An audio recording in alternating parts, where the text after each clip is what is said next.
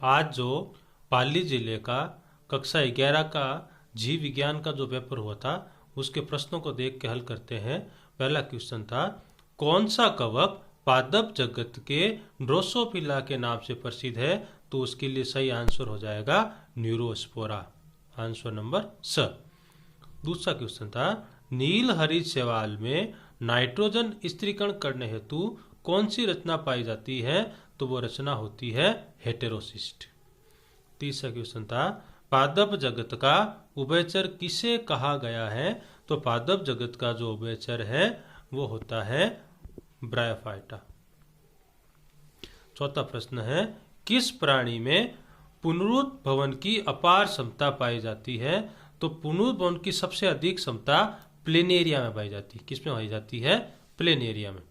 अगला सवाल था, निषेचन के बाद बीजांड से किस रचना का विकास होता है? तो बीजांड से बीज बनते हैं। अगला सवाल था, भ्रूणपोषी बीज का उदाहरण है? तो भ्रूणपोषी बीज मटर होता है।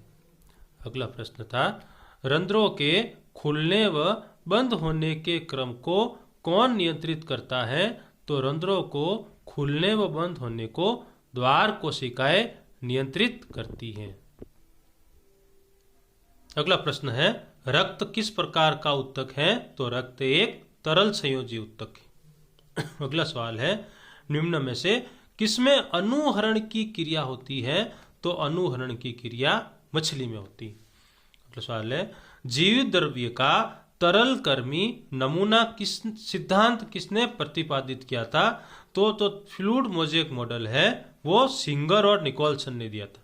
किसने दिया था? सिंगर और निकोलसन ने। अगला प्रश्न है, पिरामिडिक क्षारक है? तो पिरामिडिक क्षारक कौन से? यूरेसिन भी होता है, साइटोसिन भी होता है और थाइमिन भी होता है। अतः राइट आंसर होगा सभी। अगला प्रश्न है, एक पूर्ण स्फीत कोशिका में डीपीडी का मान बताना था। तो जो पूर्ण स्फीत कोशिका होती है उसके लिए डीपीडी बराबर होती है ओपी माइनस टीपी। तो डीपीडी 1 - 1, तो पूर्ण स्फीत कोशिका में डीपीडी का मान कितना होगा? 0।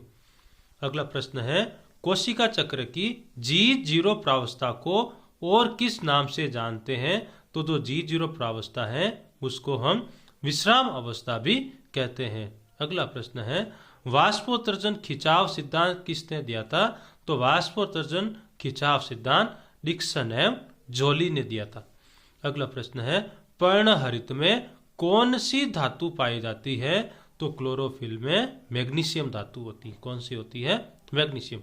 अगला प्रश्न था, प्रकाश संश्लेषण की प्रकाशिक अभिक्रियाएं कहाँ होती है? तो प्रकाश संश्लेषण की जो प्रकाशिक अभिक्रिया है वो ग्रेना में होती है और अप्रकाशिक अभिक्रियाएं स्ट्रोमा में होती है। अगला प्रश्न है, क्रेब चक्र की क्रिया किस कोशिकांग में पूर्ण होती है? तो क्रेब चक्र की क्रिया कहाँ होती है? माइटोकॉन्ड्रिया में पूर्ण होती है।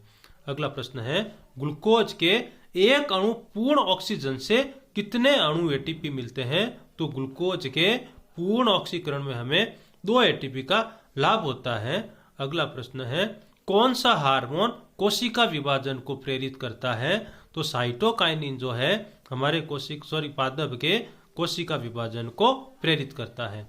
मानव का दंत सूत्र है, मानव का दंत सूत्र होता है 2123/2123 × 2। तो आंसर होगा डी। अगला प्रश्न है, वर्गीकरण की सबसे छोटी इकाई का नाम लिखो। तो वर्गीकरण की सबसे छोटी इकाई होती है जाति, और जाति को परिभाषित किया था जॉन रे ने। अगला प्रश्न है, प्रथम संवहनी पादप किसे कहा गया है? तो जिसमें जाइलम या फ्लोएम होगा वो संवहनी पादप होगा, और प्रथम संवहनी पादप होता है टेरिडोफाइटा। अगला प्रश्न है, मनुष्य में पाए जाने वाले 2 बाह्य परजीवियों का नाम लिखिए। तो कोई सा भी लिख सकते हैं। एक बाह्य परजीवी होता है एंट अमीबा हिस्टोलिका, एंट अमीबा हिस्टोलिका, और दूसरा जो परजीवी है वो होता है बेटा एस्केरिस। अगला प्रश्न, एक स्त्री केसर के प्रमुख भागों के नाम लिखिए। जो स्त्री केसर के प्रमुख भाग होता है वो होता है वर्तिकाग्र, दूसरा है वर्तिका, और तीसरा है अंडाशय। अगला प्रश्न देखते हैं, मूल रोमों का क्या कार्य है? मूल रोम पादप की सुरक्षा में सहायता करता है और जल संवहन भी करता है।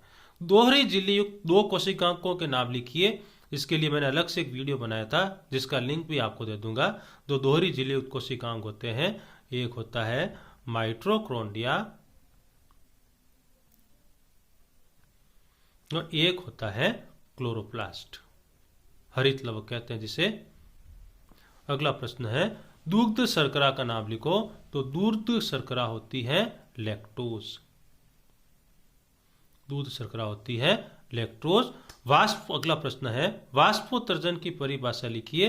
तो जल का वाष्प के रूप में उड़ना वाष्पोत्सर्जन कहलाता है। अगला प्रश्न है, क्रांतिक तत्वों के नाम लिखिए। तो क्रांतिक क्रिटिकल एलिमेंट किसी का भी लिख सकते हैं, जैसे नाइट्रोजन, फास्फोरस, पोटेशियम आदि। घाटी द्वार का क्या कार्य है? घाटी द्वार जो है वो भोजन को श्वास लेने में जाने से रोकता है। तो ये पार्ट 1 और पार्ट बी के प्रश्न आंसर है।